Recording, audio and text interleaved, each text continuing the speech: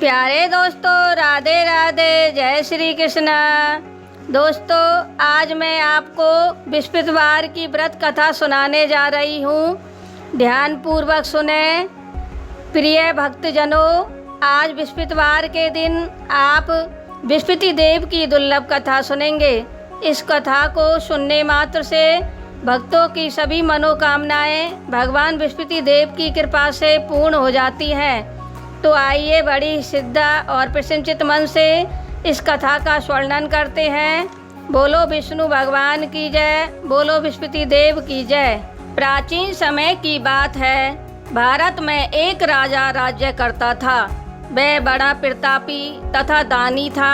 वह नित्य प्रति मंदिर में भगवत दर्शन करने जाता था। वह ब्राह्मण और गुरु की सेवा किया करता था। उसके द्वार से कोई भी याचक निराश होकर नहीं लौटता था। वह प्रत्येक गुरुवार को व्रत रखता एवं पूजन करता था। हर दिन गरीबों की सहायता करता था। परंतु यह सब बातें उसकी रानी को अच्छी नहीं लगती थी। वह न व्रत करती और न किसी को एक भी पैसा दान में देती थी।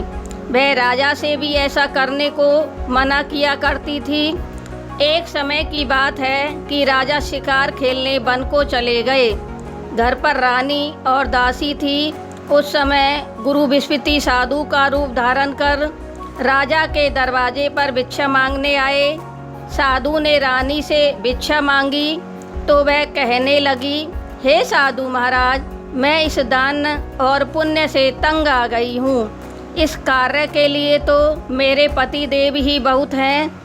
अब आप ऐसी कृपा करें कि सारा धन नष्ट हो जाए तथा मैं आराम से रह सकूं। साधु रूपी बृहस्पति देव ने कहा, हे देवी, तुम बड़ी विचित्र हो। संतान और धन से कोई दुखी नहीं होता है, इसको सभी चाहते हैं। पापी भी पुत्र और धन की इच्छा करता है। अगर तुम्हारे पास धन अधिक है तो भूखे मनुष्य को भोजन कराओ, प्याऊ लगवाओ, ब्राह्मणों को दान दो, धर्मशालाएं बनवाओ, कुआं, तालाब, बावड़ी, बाग बगीचे आदि का निर्माण कराओ तथा निर्धनों की कुंवारी कन्याओं का विवाह कराओ। साथ ही यज्ञ आदि करो। इस प्रकार के कर्मों से आपका कुल का और आपका नाम परलोक में सार्थक होगा एवं तुम्हें भी स्वर्ग की प्राप्ति होगी। परंतु रानी साधु की इन बातों से खुश नहीं हुई। उसने कहा, हे साधु महाराज, मुझे ऐसे धन की आवश्यकता नहीं जिसको मैं अन्य लोगों को दान देती फिरूं तथा जिसको रखने और संभालने में ही मेरा सारा समय नष्ट हो जाए। साधु ने कहा, हे देवी, यदि तुम्हारी ऐसी ही इच्छा है तो जैसा मैं तुम्हें बताता हूँ तुम वैसा ही करना। बृहस्पतिवार के दिन घर आंगन को गोबर से लीपना, अपने केशों को पीली मट्टी से धोना, केशों को धोते समय स्नान करना, राजा से कहना वह हजामत करवाए, भोजन में मांस मदिरा खाना, कपड़े धोबी के यहाँ धुलने देना। इस प्रकार 7 बृहस्पतिवार करने से तुम्हारा सारा धन नष्ट हो जाएगा। यह कहकर साधु महाराज रूपी बृहस्पति देव अंतर ध्यान हो गए। रानी ने साधु के कहने के अनुसार 7 बृहस्पतिवार तक वैसा ही करने का विचार किया। साधु के बताए अनुसार कार्य करते हुए केवल 3 बृहस्पतिवार ही बीते थे कि उसकी समस्त धन संपत्ति नष्ट हो गई। भोजन के लिए दोनों समय परिवार तरसने लगा तथा सांसारिक भोगों से दुखी रहने लगा। तब राजा रानी से कहने लगा कि हे रानी, तुम यहाँ पर रहो, मैं दूसरे देश को जाता हूँ, क्योंकि यहाँ पर मुझे सभी मनुष्य जानते हैं, इसलिए मैं यहाँ पर कोई काम नहीं कर सकता। मैं अब परदेश जा रहा हूँ, वहाँ कोई काम धंधा करूँगा, शायद हमारे भाग्य बदल जाएं। ऐसा कहकर राजा परदेश चला गया। वह वहाँ जंगल से लकड़ी काट कर लाता और शहर में बेचता। इस तरह जीवन व्यतीत करने लगा।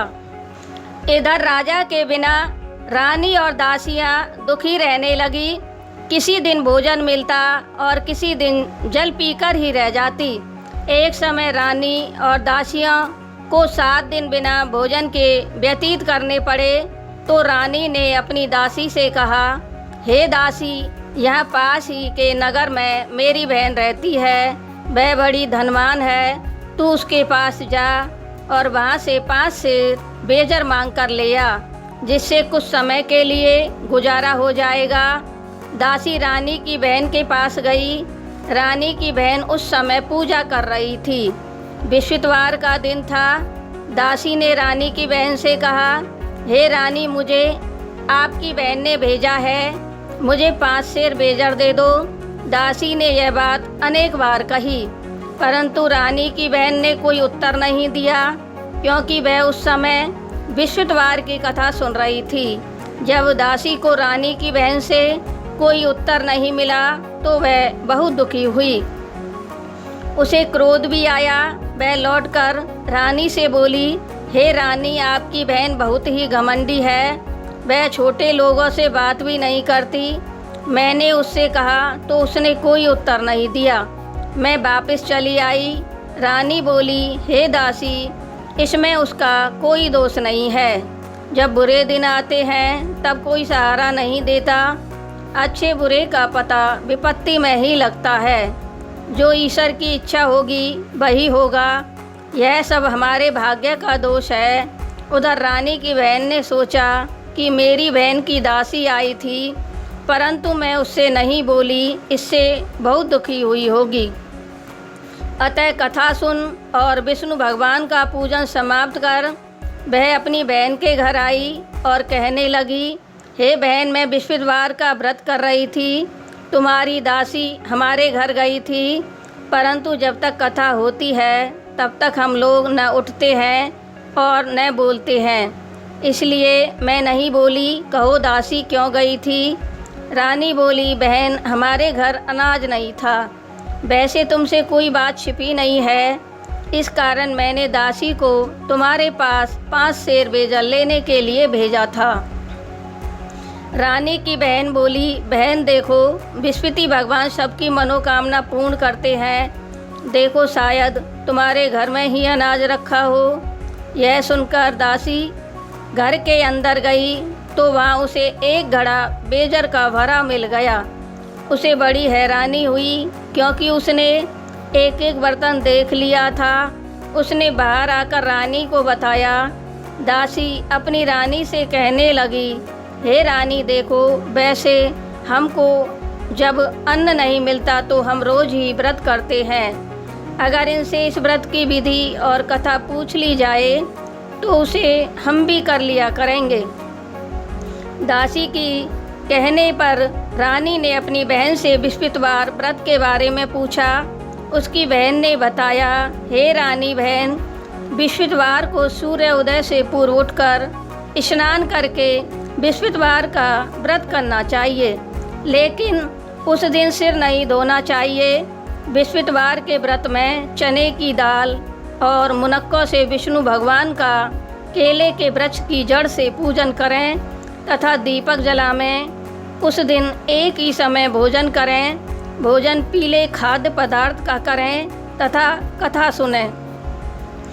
इस प्रकार करने से गुरु भगवान प्रसन्न होते हैं, अन्न पुत्र धन देते हैं। इस तरह व्रत और पूजन की विधि बताकर रानी की बहन अपने घर लौट गई। रानी और दासी दोनों ने निश्चय किया कि वे बृहस्पति देव भगवान का पूजन जरूर करेंगी। 7 दिन बाद जब बृहस्पतिवार आया तो उन्होंने व्रत रखा। गुड़साल में जाकर चना और गुड़ बीन लाई तथा उसकी दाल से केले की जड़ में विष्णु भगवान का पूजन किया। अब भोजन कहाँ से आए? दोनों बड़ी दुखी हुई, परंतु उन्होंने व्रत किया था, इस कारण बृहस्पति देव भगवान प्रसन्न थे। वे एक साधारण व्यक्ति के रूप में 2 थालों में सुंदर पीला भोजन लेकर आए और दासी को देकर बोले, हे दासी, यह भोजन तुम्हारे और रानी के लिए है, तुम दोनों करना। दासी भोजन पाकर बड़ी प्रसन्न हुई और रानी से बोली, रानी जी भोजन कर लो। रानी को भोजन आने के बारे में कुछ पता नहीं था, इसलिए वह दासी से बोली, जा तू ही भोजन कर, क्योंकि तू हमारी व्यर्थ में हंसी उड़ाती है। दासी बोली, एक व्यक्ति अभी भोजन दे गया है।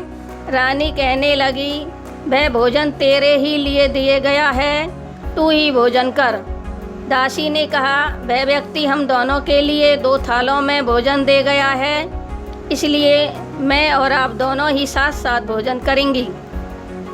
फिर दोनों ने गुरु भगवान को नमस्कार भोजन आरंभ किया। उसके बाद से वे प्रत्येक बृहस्पतिवार को गुरु भगवान का व्रत और पूजन करने लगी। बृहस्पति भगवान की कृपा से उनके पास धन हो गया, परंतु रानी फिर पहले की तरह से आलस्य करने लगी। तब दासी बोली, देखो रानी, तुम पहले भी इस प्रकार आलस्य करती थी, तुम्हें धन के रखने में कष्ट होता था, इस कारण सभी धन नष्ट हो गया। अब गुरु भगवान की कृपा से धन मिला है तो फिर तुम्हें आलस्य होता है। बड़ी मुसीबतों के बाद हमने यह धन पाया है, इसलिए हमें दान पुण्य करना चाहिए। तुम भूखे मनुष्यों को भोजन कराओ, प्याऊ लगवाओ, ब्राह्मणों को दान दो, कुआं, तालाब, बावड़ी आदि का निर्माण करवाओ, मंदिर पाठशाला बनवाकर दान दो, कुंवारी कन्या का विवाह कराओ, धन को शुभ कार्यों में खर्च करो, जिससे तुम्हारे कुल का यश बढ़े तथा स्वर्ग प्राप्त हो और पितृ प्रसन्न हो। दासी की बात मानकर रानी ने इसी प्रकार के कर्म करने आरंभ कर दिए, जिससे उनका काफ़ी यश फैलने लगा। एक दिन रानी और दासी आपस में विचार करने लगी कि न जाने राजा किस दशा में होंगे, उनकी कोई खोज खबर नहीं है। गुरु भगवान से उन्होंने प्रार्थना की और भगवान ने रात्रि में राजा को स्वप्न में कहा, हे राजा उठ, तेरी रानी तुझको याद करती है, अब अपने देश को लौट जा। राजा प्रातःकाल उठकर जंगल से लकड़ियां काटकर लाने के लिए जंगल की ओर चल पड़ा। जंगल से गुजरते हुए वह सोचने लगा, रानी की गलती से कितने दुख भोगने पड़े। राजपाट छोड़कर उसे जंगल में आकर रहना पड़ा। जंगल से लकड़ियां काटकर उन्हें बेचकर गुजारा करना पड़ा।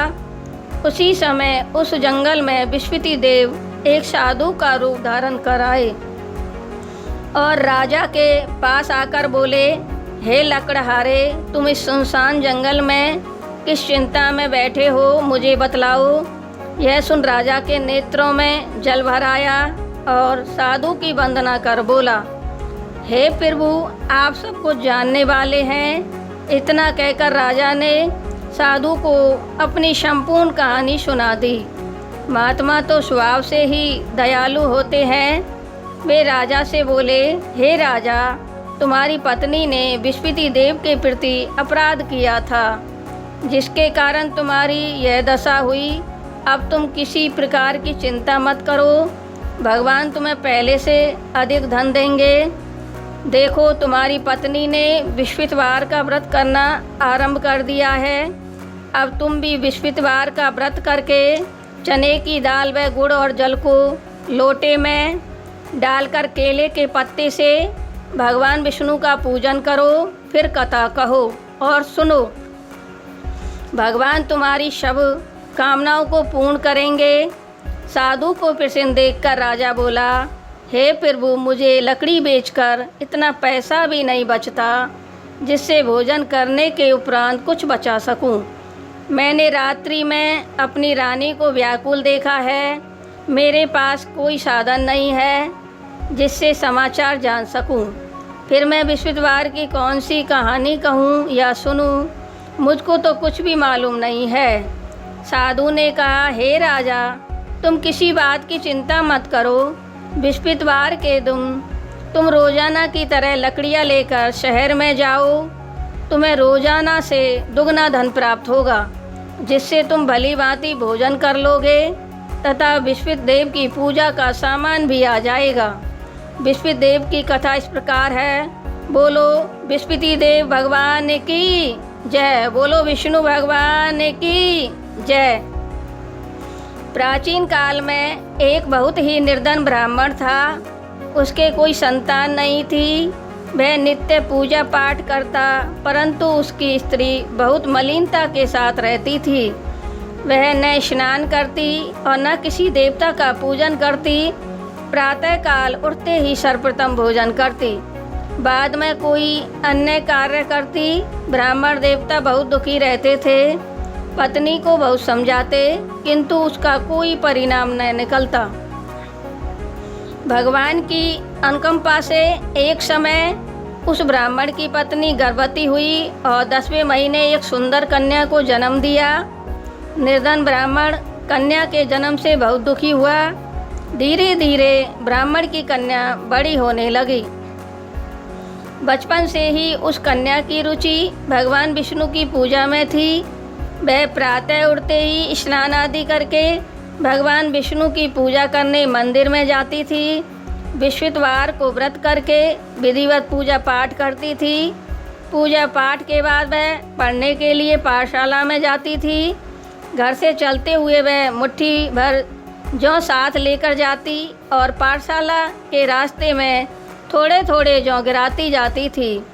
जब वह पाठशाला से घर लौटती तो जौ के वह दाने सोने में बदले हुए मिलते थे। लड़की सभी सोने के दाने बीन लाती थी।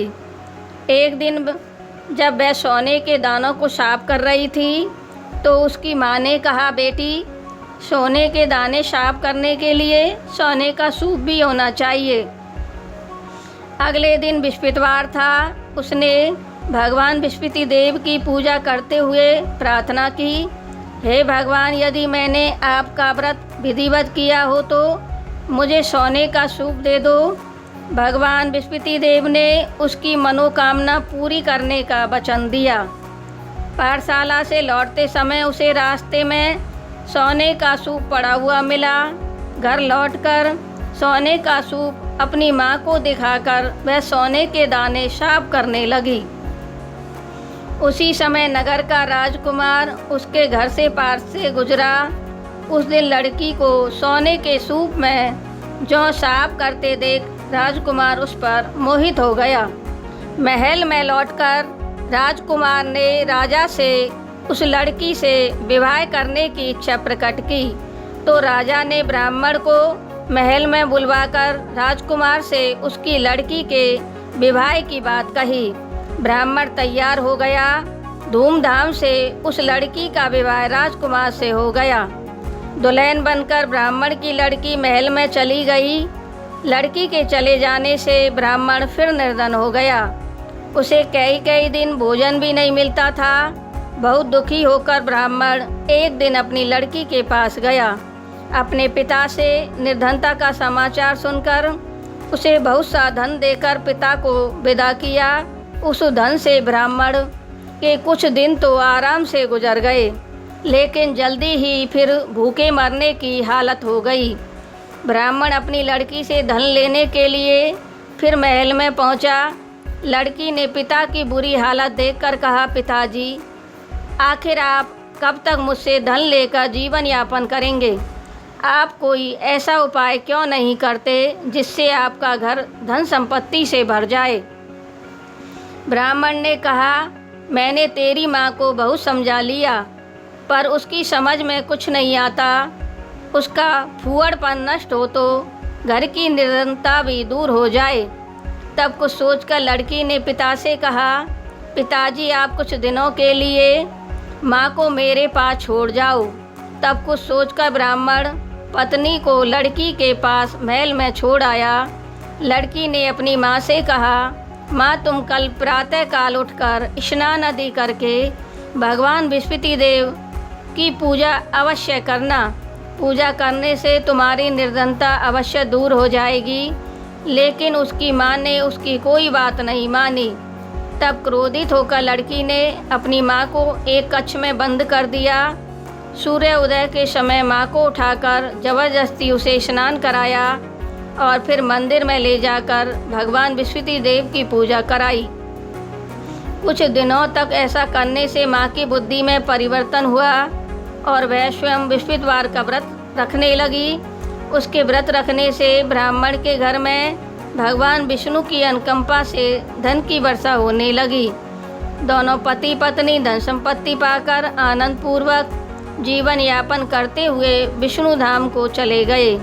लकड़हारा बने राजा ने उन साधु से भगवान विस्पति देव की यह कथा सुनकर बृहस्पतिवार का व्रत करके भगवान विष्णु की पूजा की।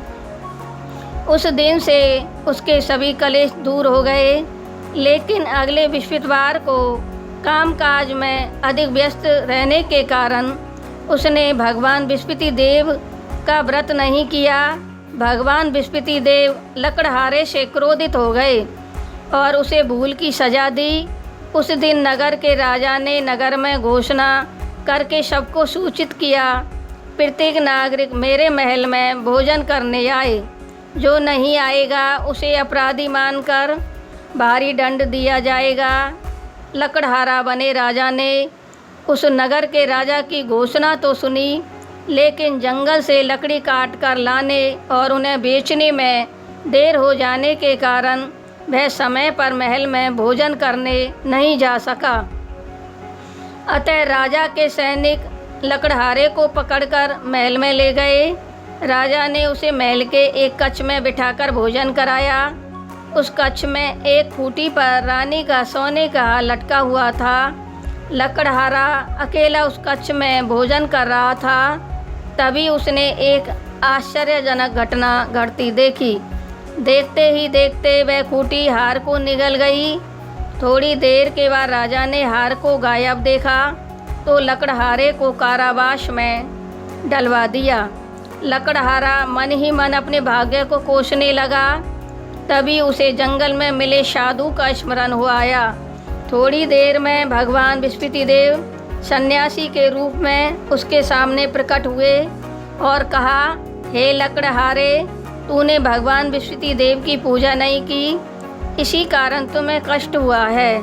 लेकिन अब चिंता मत करो, बृहस्पतिवार के दिन कारागार के दरवाजे पर तुम्हें कुछ पैसे पड़े हुए मिलेंगे। उन्हें पैसों से भगवान बृहस्पति देव का व्रत करके उनकी पूजा करोगे तो तुम्हारे सब दुख नष्ट हो जाएंगे। बृहस्पतिवार के दिन दरवाजे पर पड़े पैसे मिले।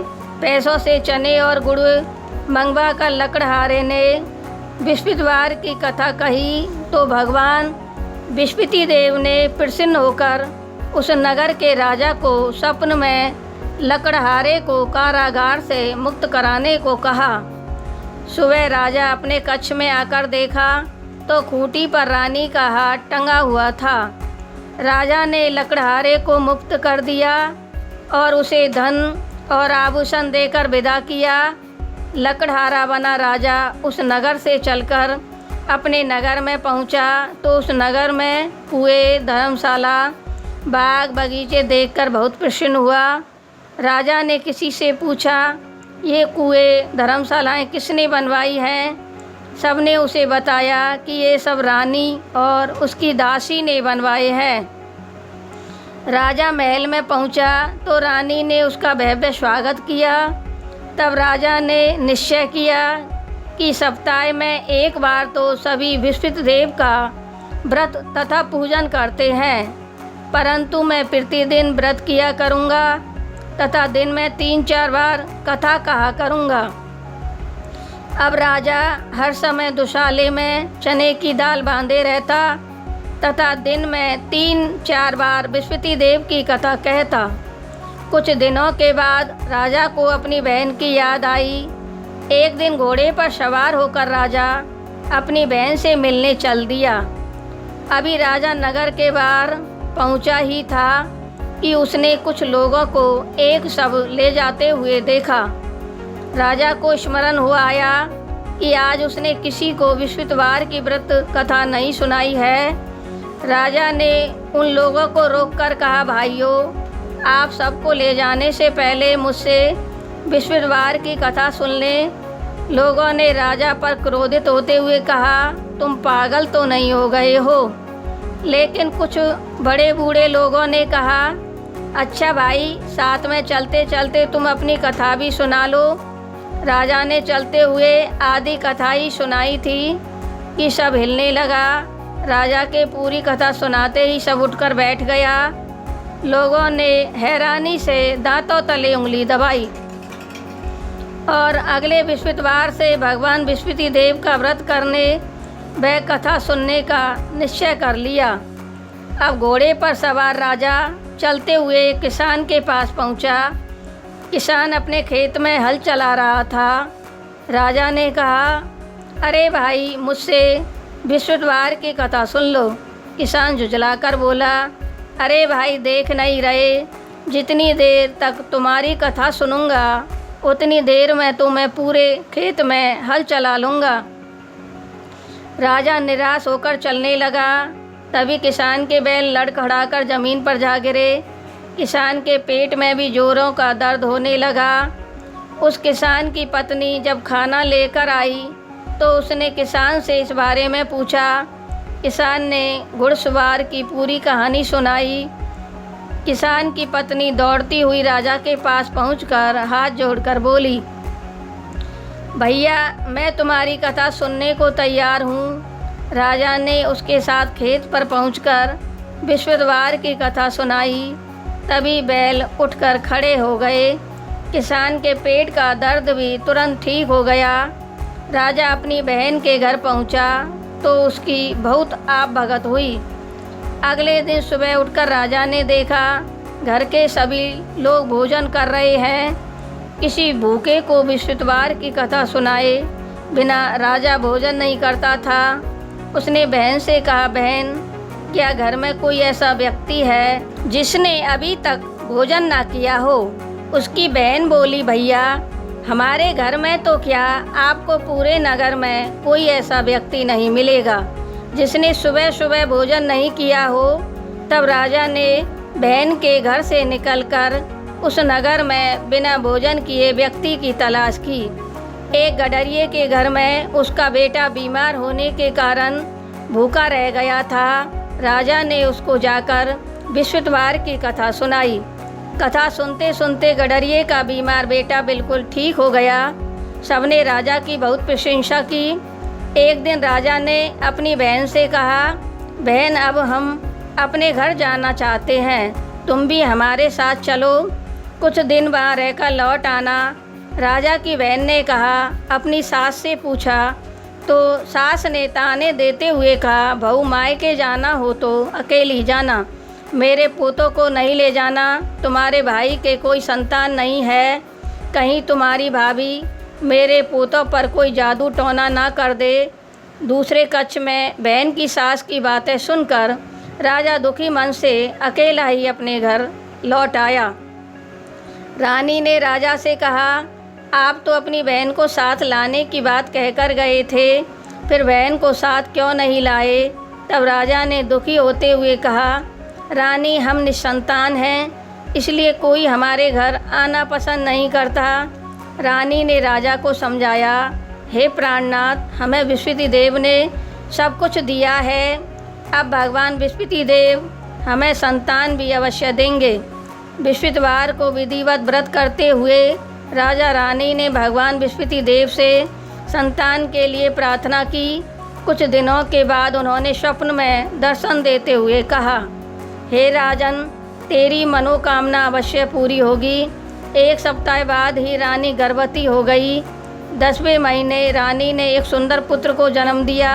राजा रानी जीवन पर्यंत बृहस्पतिवार का व्रत करते रहे।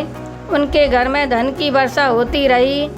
इस तरह आनंद पूर्वक जीवन यापन करते हुए राजा रानी भगवान बृहस्पति देव की अनुकंपा से मोक्ष को प्राप्त करके सीधे बैकुंठ धाम पहुँच गए। बृहस्पतिवार को विधिवत व्रत करके जो स्त्री पुरुष भगवान विष्णु की पूजा करते हैं, भगवान उनकी सभी मनोकामनाएं पूर्ण करते हैं। बोलो विष्णु भगवान की जय, बोलो बृहस्पति देव की जय। प्यारे दोस्तों, अगर आपको बृहस्पतिवार की कहानी अच्छी लगी हो तो चैनल को लाइक और सब्सक्राइब करें तथा ऐसी धार्मिक वीडियो देखने के लिए चैनल पर बने रहें। राधे राधे, जय श्री कृष्ण।